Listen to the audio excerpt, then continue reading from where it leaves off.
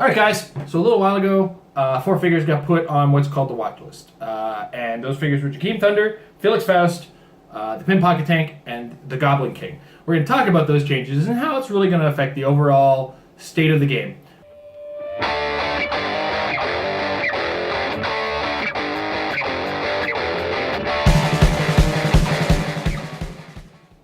All right, so if you guys watch the Metal Lab, you've seen my predictions, so some of this might be familiar. I'm going to start with Jakeem Thunder, the very easiest one. And this is what they did here is called doing a Brother Voodoo. Brother Voodoo was one of the first characters put on the watch list with no changes made. I think he was actually on the first watch list now that I'm thinking about it. Or was it second watch list? Anyway. So they made no changes to Jakeem Thunder. Ultimately, they looked at it and said his limitations are there. The new rules are going to kind of curb him as it is. So he's not really as big a threat as people think. Ultimately, I agree with that. What he does is what he does. What he does makes a lot of sense. And in the new rules, he's completely vulnerable to outwit. And we all kind of knew that. It's the one thing a lot of us were saying. The next thing I want to talk about is the Pin Pocket Tank. The Goblin King. Because the Goblin King was put on there on the same vein and the same reason, the same rationale as Jakeem Thunder, with a slight difference, and that is future-proofing.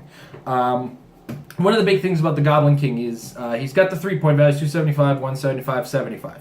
The 175-point value and the 75-point value are obviously the most played in the competitive game, and it's the ones they balance around because it's a 300-point game that they balance the game around. That said, one of the big changes they made was one of the things that Goblin King can do. He's got the Infinity Gauntlet power, which allows him to take a free action, choose 2 standard powers, and he can choose. He keeps those powers until he chooses again. Very cool. But what it did, it created some turns where you had a selection of 4 powers, as myself and Howard Brock discussed on our Champ Chat episode. If you choose a bunch of offensive powers first one turn, use those offensive powers and follow up with a set of defense powers after you've taken your offense on the next turn. You've effectively gotten the use of 4 powers in a single turn. What they've done is instead they've looked forward and said the Goblin King can now only use the powers that he's chosen until his next turn. It's a catch-22. In the first case you chose the correct powers, in some cases, like you can use a pulse, you choose a prob and a running shot or something to that effect, you could get a double use out of the power, but for the most part, you're not really getting a double use because the first time you use it, unless it's a power like prob or whatever, you're not getting the second use. But then, because of that instance, you do have to consider that, and as a result, they've changed it so that when you use the Infinity Gauntlet power, you choose 2 powers, you get those powers until the next turn. Boom, that's it. But there is another bigger errata. This is a bigger part where the Goblin King, when he's 175 points or 75 points, can't use the Power Cosmic Team ability. So, much like Jakeem Thunder, he's now future-proof from breaking. My opinions on this, I'm going to follow up with an editorial later on. But just so we understand, this does hurt this 175-point Goblin King a lot more than it hurts the 75-point one. 75.1 now is just a lot more fair, and the 175.1 really took a hit on this one because he's 35 points less than Jakeem Thunder, and it is going to kind of take him off of the radar. But that 75.1, still mint, still really good, still able to pick really cool powers with him and really get your point value out of him. So I think 75.1 isn't going anywhere. The 175.1 is probably stripped out of the competitive play market. Next, let's talk about the Pin Pocket Tank.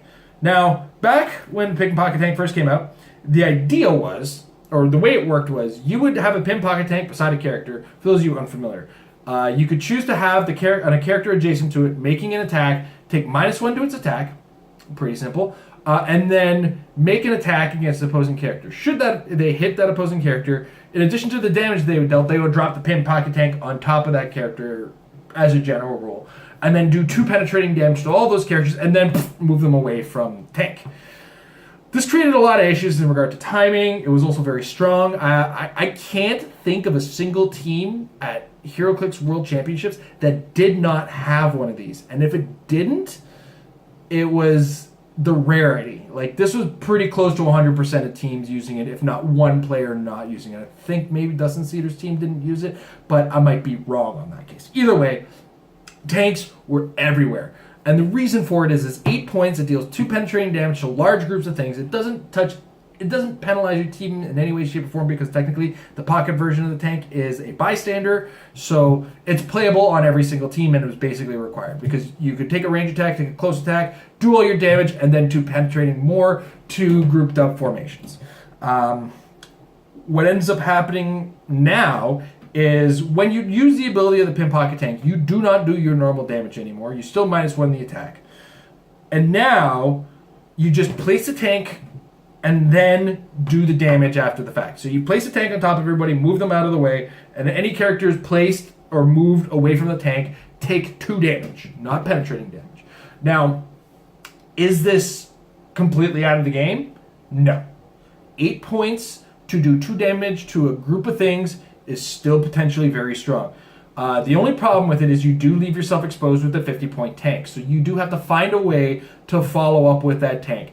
I would suggest the idea of carefully placing the tank and then using the ram ability if you can with it, or trying to take some shots.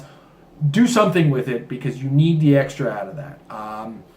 Now, ultimately as well, it's not going to be on every team. It no longer fits on every single team.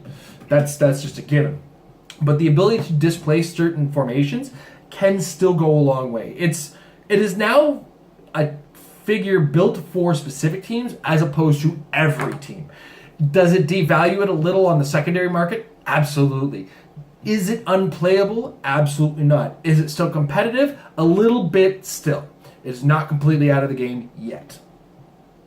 And then we come up with Felix Faust. It's the easiest, but it's my favorite.